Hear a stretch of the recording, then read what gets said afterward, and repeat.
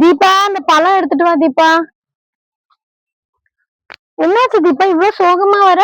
அதுவாக்கா, ஏசப்பா கூட இருக்காரா இல்லைன்னு எனக்கு தெரியல. அவர் எனக்கு உதவி செய்யறாரா எனக்கு தெரியல. அவர் வாழ்க்கையில அவர் எப்படிப்பட்டவரா இருக்காருன்னு எனக்கு தெரியல. ஓ, இதுதான் அவரோட பிரச்சனையா? இப்ப நான் உங்ககிட்ட என்ன கேட்டேன்? வாழைப்பழம் கேட்டேன். இப்ப இந்த வாழைப்பழத்தை நீ எப்படி சாப்பிடுவ? உரிச்சு. தோல் உரிச்சு தானே சாப்பிடுவேன். அதே மாதிரிதான் பைபிள்ல ஒரு வசனம் இருக்கு. என்ன வசனம் தெரியுமா?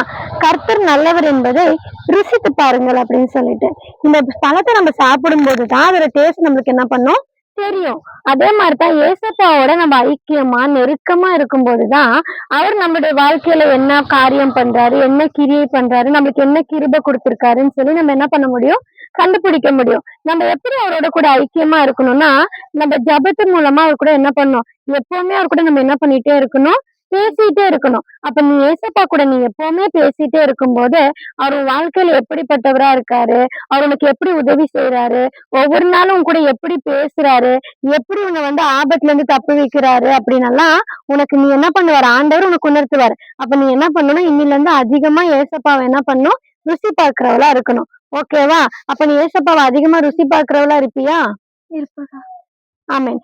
பாத்தீங்களா ஃப்ரெண்ட்ஸ், நீங்களும் ஏசப்பாவோட அதிகமா ஐக்கியமா இருங்க. அப்ப கர்த்தர் உங்களையும் ஆசீர்வதிப்பார். இந்த வார்த்தைகளை கொண்டு கர்த்தர் உங்களை ஆசீர்வதிப்பாராக. இந்த வார்த்தைகள் உங்களுக்கு புரிந்தா லைக் பண்ணுங்க, கமெண்ட் பண்ணுங்க, சப்ஸ்கிரைப் பண்ணுங்க.